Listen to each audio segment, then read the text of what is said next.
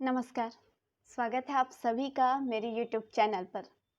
पत्राचार के अंतर्गत बहुत सारे पत्रों पर वीडियो अपलोड हो चुके हैं और आज जो अगले विषय की वीडियो है वो है निविदा और ज्ञापन को लेकर के।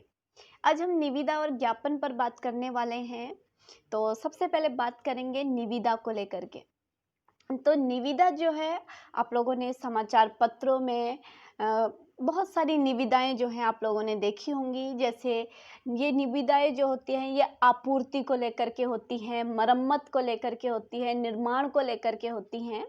मतलब कोई भी सरकारी गैर सरकारी जो कार्यालय होते हैं, जो सरकारी गैर सरकारी संस्थान होते हैं, इन संस्थानों में आपूर्ति का मतलब है जैसे कोई अगर कंप्यूटर संबंधी कोई आवश्यकता या खाद्यान्न संबंधी कोई आवश्यकता, कोई भी आपूर्ति जो है उसको पूरा करने के लिए समाचार पत्रों में आमंत्रण प्रदान किए जाते हैं, आमंत्रण प्रस्तुत किए जाते हैं और इन कार्यों को करवाने के लिए हो सकता है कोई मरम्मत का काम हो कि किसी कार्यालय या विभाग में कोई पुरानी जो भवन इत्यादि होते हैं उनमें निर्माण कार्य की आवश्यकता पड़ती है, तो निर्माण कार्य हो सकते हैं। या फिर कोई नया भवन का निर्माण हो या नए कक्ष का निर्माण हो, तो इस निर्माण कार्य के लिए तो ये सारे काम जो हैं, इन सारे कामों को कराने के लिए सरकारी गैर सरकारी संस्थानों को समाचार पत्रों में निविदाएं आमंत्रित करनी पड़ती हैं। विभिन्न कार्यालय, संस्थान, विभाग, निकाय अपने अपने कार्यों को विधिवत किंतु कम लागत में जब संपन्न कराना चाहते हैं अथवा विभाग के लिए उचित मूल्य पर किसी वस्तु को मंगाना या खरीदना चाहते हैं, तो वो इसकी सूचना वे समाचार पत्रों में छपवाते हैं। इस तरह की सूचनाएं सरकारी, अर्ध सरकारी, नितांत निजी संस्थाएं भी जारी करवा सकती हैं। सरकारी पत्र में छपे इस प्रारूप को ही निविदा यानी कि टेंडर कहा जाता है। आपने टेंडर नाम से आप परिचित होंगे कि यहाँ टेंडर हुआ, आज इसका टेंडर है, ये सारी चीज़ें, तो इसी को ही क्या है, निविदा या फिर टेंडर कहा जाता है। अब इसकी आवश्यकता क्यों होती है, क्यों ये सूचनाएं जो है ये समाचार पत्रों में प्रकाशित की जाती हैं, इनको क्यों आमंत्रित किया जाता है?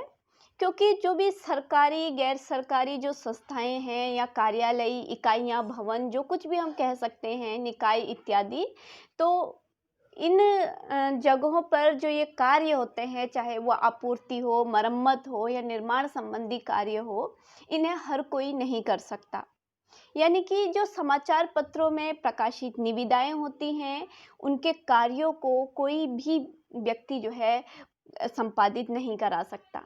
इन कार्यों को विधिवत और प्रामाणिक रूप से कराने के लिए सरकारी स्तर पर कुछ लोग अधिकृत होते हैं, या तो पंजीकृत होते हैं या फिर वो रजिस्टर्ड होते हैं, कुछ भी, यानी कि अधिकृत होते हैं, पंजीकृत, रजिस्टर्ड होते हैं। तो यही जो है इन कार्यों को संपन्न करा सकते हैं।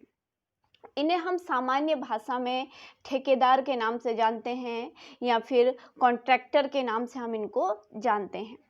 तो कुल मिला के कहने का ये मतलब है कि निविदाएं क्या होती हैं, किसी भी सरकारी, गैर सरकारी या निजी संस्थाओं को जब अपने विभाग में, अपने संस्थान में कोई आपूर्ति करानी होती है, कोई मरम्मत, कोई निर्माण आदि कोई कार्य कराना होता है, तो उन्हें वह कार्य विधिवत और प्रामाणिक रूप से कराना होता है। और इसीलिए समाचार पत्रों में उन कार्यों से संबंधित जो हैं आमंत्रण जो हैं वो प्रकाशित होते हैं, निमंत्रण प्रकाशित होते हैं, जिससे कि वो काम जो है समय पर पूरा हो सके।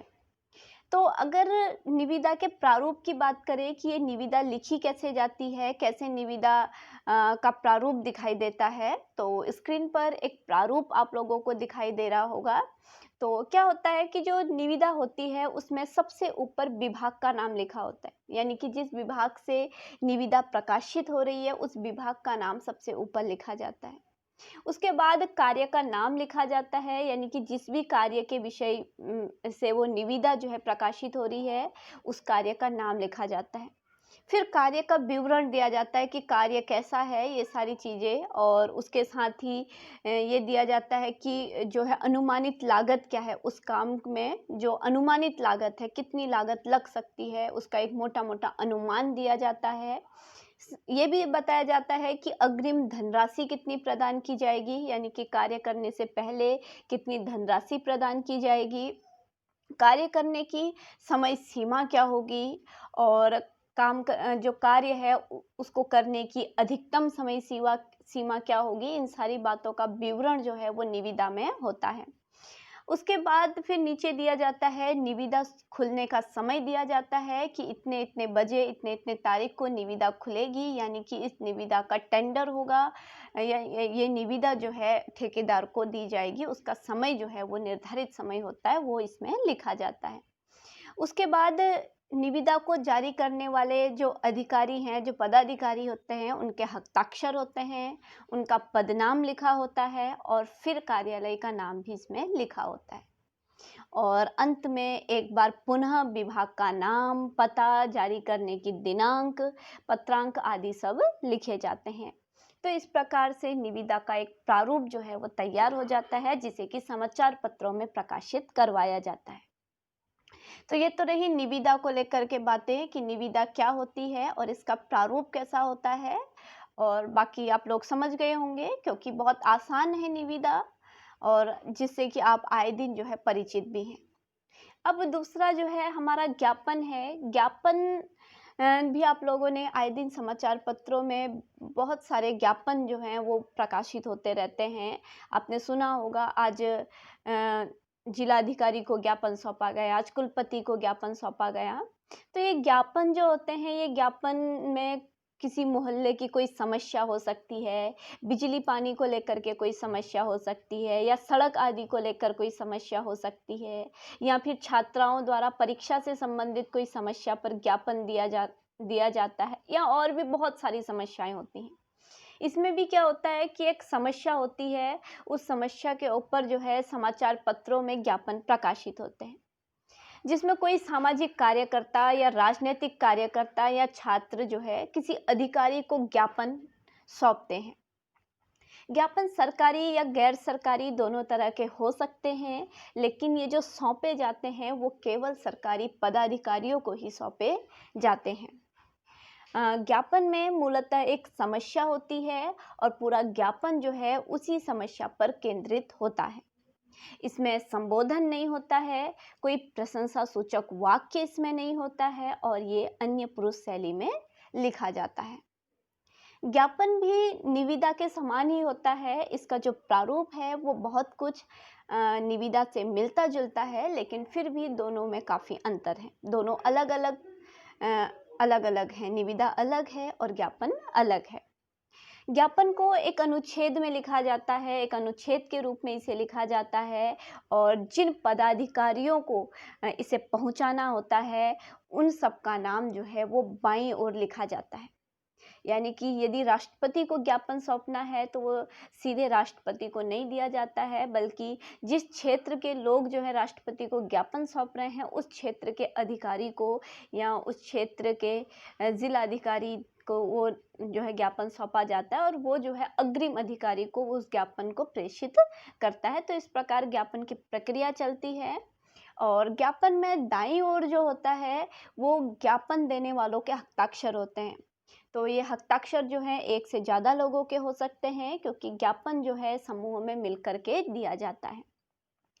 इसके अतिरिक्त जो कार्यालय होते हैं, कार्यालयों में ज्ञापन का प्रयोग आवेदन पत्रों, याचिकाओं आदि के उत्तर देने के लिए भी किया जाता है।